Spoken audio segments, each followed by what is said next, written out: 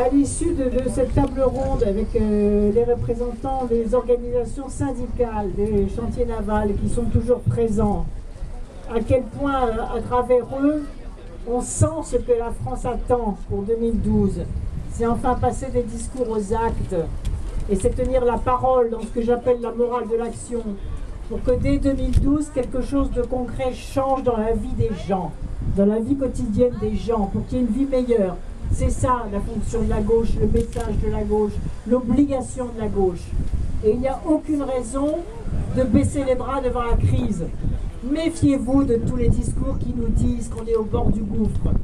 Méfiez-vous de tous les discours qui nous disent qu'on ne peut rien faire.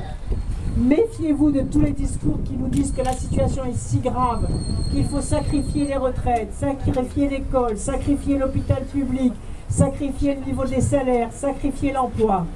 Dans ma propre région, dans une entreprise, les Fonderies du Poitou, on a donné le choix aux salariés de partir, de délocaliser ou alors d'accepter de baisser leur salaire de 15%. Est-ce que c'est seulement tolérable? Est-ce que c'est tolérable ici que dans les chantiers navals, on n'ait pas une visibilité industrielle puissante, alors que, comme le disent les représentants des salariés, il y a tellement de choses à faire sur les autoroutes de la mer, sur le remplacement des ferries qui ne correspondent plus aux normes de sécurité, sur la recherche, sur l'éco-construction et donc la construction d'une nouvelle génération de navires et de transporteurs, sur les navires qui vont installer les éoliennes en mer, sur les plateformes en mer. Mais on a un potentiel industriel considérable. Encore faut-il qu'on ait un État visionnaire, et nous l'aurons en 2012.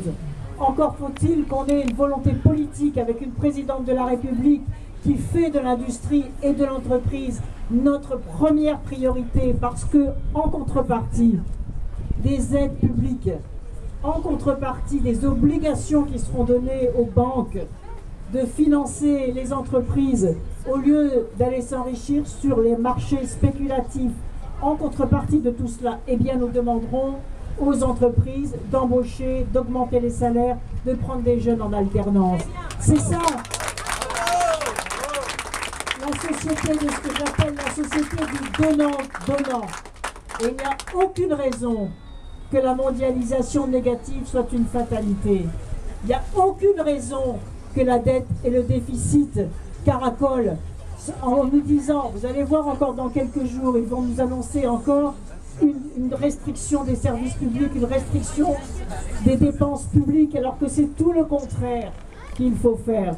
Il faut que l'État devienne un acteur majeur du développement économique, comme je l'ai fait dans la région que je préside. J'ai pu démontrer, on disait que c'était impossible. Je suis la seule présidente de région à avoir décidé pour empêcher la fermeture et la délocalisation de l'entreprise qui fabrique les voitures électriques d'être entrée au capital de cette entreprise. Alors pourquoi, si c'est possible ici, ça ne serait pas possible dans toutes les régions? Eh bien, si je suis élu, toutes les régions auront le pouvoir, sans passer par le Conseil d'État, auront un pouvoir indépendant, autonome, comme l'ont les Länder allemands.